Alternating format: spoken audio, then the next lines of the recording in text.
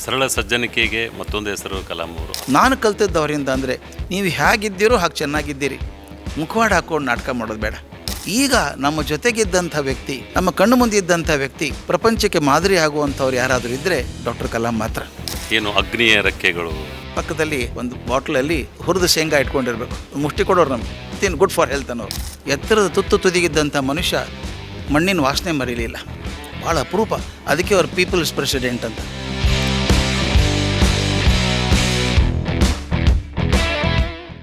Hi hello ನಮಸ್ತೆ, ನಾನು ನಿಮ್ಮ ಮೋಟಿವೇಶನಲ್ ಸ್ಪೀಕರ್ DK. ಡಿ ಅಂದರೆ ಡೇರಿಂಗ್, ಕೆ ಅಂದರೆ ನಾಲೆಜ್. ಇವೆರಡು ಯಾರ ಹತ್ರ ಇದೆ ಅಥವಾ ಇವೆರಡನ್ನ ಯಾರು ಪಡಿತಾರೆ ಅವ್ರಿಗೆ ಗೆಲುವು ಗ್ಯಾರಂಟಿ ಅಂತ ಇವತ್ತಿನ ಕಾರ್ಯಕ್ರಮಕ್ಕೆ ನಿಮಗೆ ಸ್ವಾಗತ ಬಯಸ್ತಾ ಇದ್ದೀನಿ. ವಿಶೇಷವಾದಂಥ ಅತಿಥಿಗಳಿದ್ದಾರೆ. ದೇಶ ವಿದೇಶ ಕಂಡಂಥ ಅತ್ಯಂತ ಪ್ರತಿಮ ನನ್ನ ಗುರುಗಳು, ಮಾರ್ಗದರ್ಶಕರು ಆದಂಥ ಡಾಕ್ಟರ್ ಗುರುರಾಜ್ ಕರ್ಜಿಗೆ ಅವರಿದ್ದಾರೆ. ಅವ್ರ ಜೊತೆ ಮಾತಾಡೋಣ. ಏನು ವಿಶೇಷತೆ ಅಂದರೆ ಇವತ್ತು ಡಾಕ್ಟರ್ APJ ಅಬ್ದುಲ್ ಕಲಾಂ ಅವರನ್ನ ಬಹಳಷ್ಟು ಹತ್ತಿರದಿಂದ ನೋಡಿದಂಥವ್ರು, ಅವರೆಲ್ಲ ಕಾರ್ಯಕ್ರಮಗಳು ಕೂಡ ಭಾಗಿಯಾದಂಥವ್ರು, ಅವ್ರ ಜೊತೆ ಬಹಳಷ್ಟು ಏನಂತಾರೆ ಕಾರ್ಯಕ್ರಮದಲ್ಲಿ ಭಾಗವಹಿಸಿ ಅವರನ್ನು ಹಿಂಬಾಲಿಸಿದಂಥವ್ರು. ಬನ್ನಿ ನಮ್ಮ ಜೊತೆ ಇದ್ದಾರೆ, ಬನ್ನಿ ಅವರನ್ನು ಮಾತಾಡ. ಸರ್ ನಮಸ್ಕಾರ. ನಮಸ್ಕಾರ. ಕಾರ್ಯಕ್ರಮಕ್ಕೆ ಸ್ವಾಗತ ಸರ್. ನಮಸ್ಕಾರ. APJ ಅಬ್ದುಲ್ ಕಲಾಂ ಅವ್ರ ಬಗ್ಗೆ ಹೇಳೋದಾದರೆ ಏನು ಹೇಳ್ತೀರಿ ಸರ್? ನನ್ನ ಪ್ರಕಾರ ನಾನು ಕಂಡಂಥ ವ್ಯಕ್ತಿಗಳೊಳಗೆ ಪ್ರಪಂಚದ ಅತ್ಯಂತ ಉನ್ನತ ಶಿಖರದಲ್ಲಿದ್ದಂಥ ಮನುಷ್ಯ, ಮಂಡಿನ ವಾಸನೆ ಮರೆಯದಿದ್ದಂಥ ಮನುಷ್ಯ. ಸಾಮಾನ್ಯವಾಗಿ ಒಂದು ಹುದ್ದೆ ಬಂದ ತಕ್ಷಣ, ಒಂದು ಅವಕಾಶ ಸಿಕ್ಕ ತಕ್ಷಣ ಮನುಷ್ಯ ನೆಲ ಮರೆತು ಬಿಡ್ತಾನೆ. ಆದರೆ ಕಲಾಂ ಮಾತ್ರ ಎತ್ತರದ ತುತ್ತು ತುದಿಗಿದ್ದಂಥ ಮನುಷ್ಯ ಮಣ್ಣಿನ ವಾಸನೆ ಮರೀಲಿಲ್ಲ, ಭಾಳ ಅಪರೂಪ. ಅದಕ್ಕೆ ಅವ್ರು ಪೀಪಲ್ಸ್ ಪ್ರೆಸಿಡೆಂಟ್ ಅಂತ. ಅವ್ರ ಜೀವನ ನೋಡಿದಾಗ ಎಲ್ಲಿಂದ ಎಲ್ಲಿಗೆ ಅನಿಸ್ಬಿಡುತ್ತೆ. ರಾಮೇಶ್ವರಂದಂಥ ಸಣ್ಣ ಊರಿನಿಂದ ಹಿಡಿದು ದೆಹಲಿಗೆ ಹೋಗಿ ರಾಷ್ಟ್ರಪತಿ ಆಗೋದು ಒಂದು ಹಂತ ಅಲ್ಲ, ಪ್ರಪಂಚದ ಎಷ್ಟು ಜನರಿಗೆ ಮಾದರಿ ಆಗಿದ್ದಾರಲ್ಲ ಅಂತ. ಅದು ನನಗನ್ಸುತ್ತೆ, ಮಾದರಿಗಳು ಜೀವನದಿಂದ ಹೊರಡ್ತವೆ, ಅತ್ಯುನ್ನತವಾದ ಜೀವನದಿಂದ ಹೊರಡ್ತವೆ. ಮತ್ತು ಇನ್ನೊಂದು ಯಾವುದೋ ಅದು, ಆ ಜೀವನ ಎಂಥ ದೊಡ್ಡದು ಅಂದರೆ ಯಾವುದೋ ಅಪರಾಧಿ ಭಾವದಿಂದ ಬಂದಂಥದ್ದಲ್ಲ, ಹಣಕಾಸಿನ ಸಮೃದ್ಧಿಯಿಂದ ಬಂದದ್ದಲ್ಲ, ಅಧಿಕಾರದ ದರ್ಪದಿಂದ ಬಂದದ್ದಲ್ಲ, ಅತ್ಯಂತ ವಿನಯವಂತಿಕೆಯಿಂದ, ಪ್ರಾಮಾಣಿಕತೆಯಿಂದ, ಮುಗ್ಧತೆಯಿಂದ ಬಂದಂಥದ್ದು. ಇವತ್ತು ನಾವು ಮಕ್ಕಳಿಗೇನಾದರೂ ಮಾದರಿ ಹೇಳಬೇಕು ಅಂದರೆ ನನ್ನ ಪ್ರಕಾರ ಕಲಾಂ ಬಿಟ್ಟರೆ ಇನ್ಯಾರೂ ಇಲ್ಲ. ಹಿಂದಕ್ಕೆ ಒಂದು ಕಾರ್ಯಕ್ರಮ ಮಾಡ್ತಿದ್ದೆ ದಿಲೀಪ್, ನಾನು ಹಳ್ಳಿಗೆ ಹೋಗಿ ಕಲಾಂ ಬೀರಿದ ಬೆಳಕು ಅಂತ ಕಾರ್ಯಕ್ರಮ ಮಾಡ್ತಿದ್ದೆ. ನನಗೆ ಕೇಳಿದರು, ಕಲಾಂ ಬಗ್ಗೆ ಯಾಕೆ ಮಾತಾಡ್ತೀರಿ ಅಂತ. ನಾನು ಹೇಳಿದೆ, ಈಗ ಮೌಲ್ಯಗಳನ್ನು ಪಾಲಿಸಬೇಕು ಅಂತ ಹೇಳಬೇಕಾದ್ರೆ ಉದಾಹರಣೆ ಯಾವುದು ಕೊಡಲಿ ನಾನು? ನಮ್ಮ ಕಣ್ಣು ಸುತ್ತಮುತ್ತಲೇ ಇರುವಂಥ ಮಾದರಿಗಳಾಗ್ತಾ ಇಲ್ಲ. ಮತ್ತೆ ಗಾಂಧಿ ಹೇಳಬೇಕು, ಹರಿಶ್ಚಂದ್ರ ಹೇಳಬೇಕು, ಹುಡುಗರಂತಾರೆ ಹಳೇದು ಬಿಡಿ ಸರ್ ಈಗಾಗಲ್ಲ ಈಗ ಅಂತಾರೆ. ಈಗ ನಮ್ಮ ಜೊತೆಗಿದ್ದಂಥ ವ್ಯಕ್ತಿ, ನಮ್ಮ ಕಣ್ಣು ಮುಂದೆ ಇದ್ದಂಥ ವ್ಯಕ್ತಿ, ಪ್ರಪಂಚಕ್ಕೆ ಮಾದರಿ ಆಗುವಂಥವ್ರು ಯಾರಾದರೂ ಇದ್ದರೆ ಡಾಕ್ಟರ್ ಕಲಾಂ ಮಾತ್ರ. ಅವರಿಗೆ ಹೆಂಗೆ ಸಂಪರ್ಕ ಬಂತು? ಯಾವ ಥರ ನಿಮ್ಮ ಸಂಪರ್ಕ ಭಾಳ ವಿಚಿತ್ರ. ಅದು ಭಗವಂತ ಮಾಡ್ತಾನೆ. ಅವನು ನಂಬಿಕೆ ಇದೆ ನನಗೆ. ಯಾರಾದರೂ ಅಕಸ್ಮಾತ್ತಾಗಿ ಭೇಟಿಯಾದ್ವಿ ಅಂತಾರೆ. ನಾನು accidentally people don't meet, it's a divine design. Balaguruswamy ಅಂತ ಇದ್ದಾರೆ. ಇವತ್ತು ನಿಮಗೆಲ್ಲರೂ ಕಂಪ್ಯೂಟರ್ದಲ್ಲಿ C ಲ್ಯಾಂಗ್ವೇಜ್ ಅಂದರೆ ಅಥಾರಿಟಿ ಅವರು. ನನ್ನ ಸ್ನೇಹಿತರವರು, ನನ್ನ ಜೊತೆಗೆ ನಮ್ಮ ಜೈನ್ ಗ್ರೂಪಲ್ಲೂ ಕೆಲಸ ಮಾಡಿದ್ರು ಅವರು.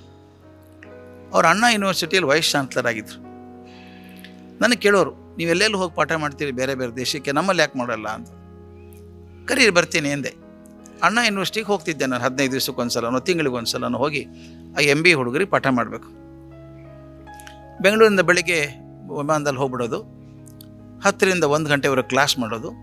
ಬಾಲು ಅದು ಕರಿತಿದ್ದೆ, ಬಾಲಗುರುಸ್ವಾಮಿಗೆ. ಅವರು ವೈಸ್ ಚಾನ್ಸಲರ್ ರೂಮಲ್ಲಿ ಊಟ ಮಾಡೋದು ಮಾಡಿ ಅವ್ರು ಕೇಳೋರು. ಕಲಾಮಲ್ಲಿ ಇದ್ರು ಅವಾಗ, ಪ್ರೊಫೆಸರ್ ಎಮಿರೇಟಸ್ ಅಂತ ಇದ್ದರು. ವಾರಕ್ಕೊಂದೆರಡು ಕ್ಲಾಸ್ ತೊಗೋತಾಯಿದ್ರು. ಒಂದು ರೂಮ್ ಇತ್ತು, ಅಲ್ಲಿ ಹೋಗೋಣ ಬನ್ನಿ ಅವ್ರ ಕಡೆ ಅನ್ನೋರು. ಆಗ ಅವ್ರು ರಾಷ್ಟ್ರಪತಿ ಆಗ್ತಾರೆ ಅಂತ ಅವ್ರಿಗೂ ಗೊತ್ತಿಲ್ಲ, ನಮಗೂ ಗೊತ್ತಿಲ್ಲ.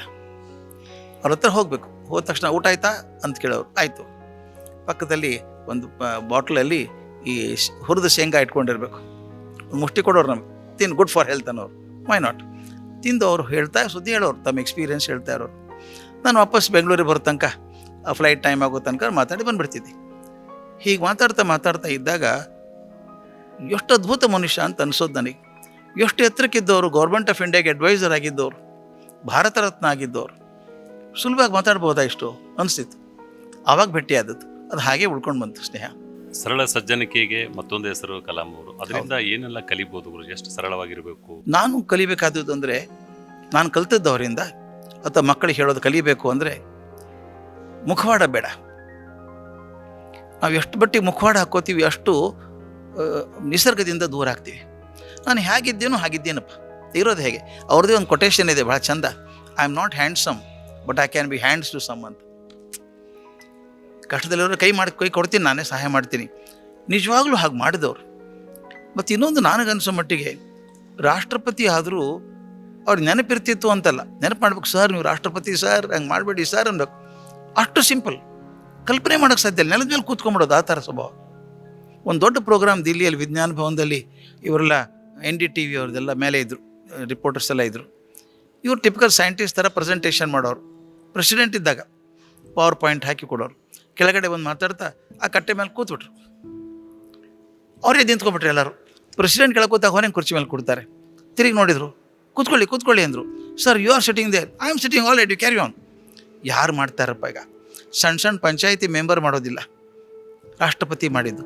ನಾನು ಕಲ್ತಿದ್ದು ಅವರಿಂದ ಅಂದರೆ ನೀವು ಹೇಗಿದ್ದೀರೋ ಹಾಗೆ ಚೆನ್ನಾಗಿದ್ದೀರಿ, ಮುಖವಾಡ ಹಾಕ್ಕೊಂಡು ನಾಟಕ ಮಾಡೋದು ಬೇಡ. ದೊಡ್ಡ ಗುಣ ಅದು. ಮತ್ತು ಇನ್ನೊಂದು ತನ್ನನ್ನು ಎಂದು ಹೊಗಳ್ಕೊಳ್ಳಿಲ್ಲ ಮನುಷ್ಯ, ನಾನು ಹಾಗೆ ಮಾಡಿದ್ದೀನಿ ಹೀಗೆ ಮಾಡಿದ್ದೀನಿ, ಏನೂ ಇಲ್ಲ. ಏನು ಅಗ್ನಿಯ ರೆಕ್ಕೆಗಳು, ಹಾಂ, ಅದ್ಭುತ, ವಿಂಗ್ಸ್ ಆಫ್ ಫೈರ್ ಅಂಥೇಳಿ ಎಂಥ ಚಂದ. ಆ ಪುಸ್ತಕ ಹುಡುಗರಿಗೆ ಓದಿಸ್ಬೇಕು ನಾವು. ನನಗೆ ಕೇಳಿದರೆ ಅಟ್ಲೀಸ್ಟ್ ಕೆಲವು ಭಾಗಗಳನ್ನಾದರೂ ಟೆಕ್ಸ್ಟ್ ಬುಕ್ಕಲ್ಲಿ ಹಾಕ್ಬೇಕು ಅದನ್ನು. ಈಗ ಮಕ್ಕಳಿಗೆ ಮಾದರಿ ಕೊಡುವಂಥದ್ದು ಬೇಕಲ್ಲ, ಯಾವುದಾದ್ರೂ ಕಲಾಂ ಕೊಡ್ಬೋದು. ಇನ್ನೊಂದು ಮುಖ್ಯ ಗುಣ ಅಂದರೆ ಕಲಿಯುವಂಥ ಗುಣ. ಆ ವಯಸ್ಸಿಗೆ ಕಲಿಯೋದಿತ್ತಲ್ಲ ಅವ್ರದ್ದು. ಒಂದು ಘಟನೆ ಆಗಳು ಬರ್ತಾ ಕಾರಲ್ಲಿ ಹೇಳ್ಕೊಂಬರ್ತಾ ಇದ್ದೆ ನಾನು. ಗುಲ್ಬರ್ಗಾದಲ್ಲಿ ಕಲಬುರಗಿ ಕಂಪು ಅಂತ ಕಾರ್ಯಕ್ರಮ ಆಯಿತು. ಅವ್ರ ಭಾಷಣ ಅನುವಾದ ಮಾಡೋದು ನನ್ನ ಕೆಲಸ. ಅವ್ರ ಪಕ್ಕದಲ್ಲಿ ನಿಂತ್ಕೊಂಡಿದ್ದೆ. ಅವ್ರದ್ದೊಂದು ಸ್ಟೈಲ್ ಇತ್ತು. ಸುಮಾರು ಜನ, 1,00,000 ಜನ ಕೂತಿದ್ದಾರೆ. ಅಲ್ಲಿ ಹೋಗೋದಕ್ಕೆ ಮೊದಲು ನನಗೆ ಕೇಳಿದರು, ಡಾಕ್ಟರ್ ಕೆ ಅನ್ನೋರು. ನಾನು ಡಾಕ್ಟರ್ ಕೆ, ನಾನು ಮಾತಾಡೋದು ಅರ್ಥ ಆಗುತ್ತೆ ಅವ್ರಿಗೆಲ್ಲನೂ. ಅಲ್ಲಿ ಹಳ್ಳಿ ಹುಡುಗರೆಲ್ಲ ಬಂದಿದ್ದಾರೆ, ಸಂಶಯ ಬಂದಿರಬೇಕು ಅವ್ರಿಗೆ. ಅರ್ಥ ಆಗುತ್ತಾ ಅಂದರು. ನಾನು ಭಾಳ ಜನಕ್ಕೆ ಅರ್ಥ ಆಗೋಲ್ಲ ಸರ್ ಅಂದೆ. ಮತ್ತು ಯಾಕೆ ಬಂದಿದ್ದಾರೆ ಅವರು ಅಂದರು. ನಿಮ್ಮ ನೋಡೋಕೆ ಬಂದಿದ್ದಾರೆ ಅಂದೆ. ನಾನು ನೋಡೋಕೆ ಬಂದಿದ್ದಾರೆ, ನಾನು ಹೀರೋ ಏನು ಅಂದರು. ನೀವ್ಯಾಕೆ ಹೀರೋ ಅಂತೀರಿ ಸರ್, ಅದಕ್ಕಿಂತ ದೊಡ್ಡವರು ನೀವು ಅಂದೆ. ಅಲ್ಲಿಗೆ ಮಾತು ಮುಗೀತು. ಅನುವಾದ ಮಾಡಿದ್ವಿ. ಭಾಷಣ ಮಾಡಿ ಅನುವಾದ ಮಾಡಿದ ಮೇಲೆ ಅವ್ರ ಅನುವಾದ ಕಷ್ಟ ಸ್ವಲ್ಪ. ಮೊರಾರ್ಜಿ ದೇಸಾಯಿ ಅಂತವರಿದ್ದರೆ ಒಂದು ಸೆಂಟೆನ್ಸ್ ಮಾಡಿ ನಿಂತ್ಕೊಂಡ್ಬಿಡ್ತಾರೆ, ನಾನು ಮಾಡಬೇಕು. ಮತ್ತು ಹಿಂಗೆ ಹಂಗಲ್ಲ ಅವರು. ಮೂಡ್ ಬಂದರೆ ಒಂದು 6-7 ನಿಮಿಷ ಸರ ಮಾತಾಡ್ಬಿಡೋದು, ಎಸ್ ಅಂದ್ಬಿಡೋದು. ಅದು ನಾನು ಜಿಪ್ ಫಾರ್ ನೆನಪಿಟ್ಕೊಂಡು 3-4 ನಿಮಿಷ ಆದರೂ ಬೇಕಲ್ಲ. ಮಾಡುವಾಗ ಜನ ಚಪ್ಪಾಳೆ ಹೊಡಿತಿದ್ರು, ಸಂತೋಷ ಪಡ್ತಾಯಿದ್ರು. ನೋಡ್ತು ಹಿಂಗೆ ನಿಂತು ನೋಡ್ತಾ ಇದ್ರು. ನಾನು ಮುಗೀತು. ಮುಗಿದ ತಕ್ಷಣ ನಾನೇನು ಮಾಡಿದೆ, ಮೈಕ್ ಸರಿಸ್ಬಿಟ್ಟು ನಾನು ಕಾನ್ಷಿಯಸ್ ಆಗಿದ್ದೆ, ಎಲ್ಲ ಮೈಕ್ ನಮ್ಮ ಕ್ಯಾಮ್ರಾ ನಮ್ಮ ಮೇಲೆ ಇದ್ದಾವೆ ಅಂತ. ನಾನು ಸರ್ ಐ ಆಮ್ ಥ್ರೂ, ನೀವು ಶುರು ಮಾಡಿ ಅಂದೆ. ಶುರು ಮಾಡಲಿಲ್ಲ. ಜೋರಾಗಿ ಹೇಳಿದೆ, ಸರ್ ಐ ಆಮ್ ಥ್ರೂ ಅಂತ. ಶುರು ಮಾಡಲಿಲ್ಲ. ಕೈ ಅಲಗಾಡಿಸಿ ಹೇಳಿದೆ, ಸರ್ ನಾನು ಮುಗೀತು, ಶುರು ಮಾಡಿ ಅಂತ. ಏನು ಮಾಡ್ಬೇಕ್ರಿ ಅವರು? ಪೂರ್ತಿ ಮರ್ತೇ ಬಿಟ್ಟಿದ್ದಾರೆ ತಮ್ಮನ್ನು. ಇಷ್ಟು ಕ್ಯಾಮ್ರಾ ತಮ್ಮ ಮೇಲೆ ಇದೆ, ಜನ ನೋಡ್ತಿದ್ದಾರೆ ಅಂತಿಲ್ಲ. What lovely translation I say, even understood Kannada ಅಂತ ಶುರು ಮಾಡಿಬಿಟ್ರು. ಹಾಗೆ ಆಯಿತು. ಭಾಷಣ ಮುಗಿದ್ಮೇಲೆ ಸಾಮಾನ್ಯ ಪ್ರೆಸಿಡೆಂಟ್ ಆದವ್ರು ಏನು ಮಾಡ್ತಾರೆ, ಸೀರಿಯಸ್ಸಾಗಿ ತಮ್ಮ ಚೇರಲ್ಲಿ ಕೂತ್ಕೋತಾರೆ. ಹೋಗಿ ಹೊರಗಡೆ ಬಂದರು, ಮೈಕ್ ಕೊಡಿ ಅಂದರು.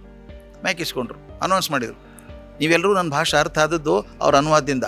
ಅವ್ರು ಚಪ್ಪಾಳೆ ತಟ್ಟಿ ಎಲ್ಲರೂ ಅಂತ ಚಪ್ಪಾಳೆ ತಟ್ಟಿ ನಾನು ಅಪ್ಕೊಂಡ್ರು ಸ್ಟೇಜ್ ಮೇಲೆ. ಅವ್ರಾಗ ಚೇರ್ ಮೇಲೆ ಕೂತ್ಕೊಂಡಾಗ ಹೇಳಿದೆ, ನೀವು ಕ್ವಶ್ನೇ ಕೇಳಿದ್ದೀರಿ ನನಗೆ, ಯಾಕೆ ಜನ ನೋಡೋಕೆ ಬಂದಿದ್ದಾರೆ ಅಂತ. ಈಗ ಹೇಳ್ತೀನಿ, ಉತ್ತರ ಹೇಳ್ತೀನಿ.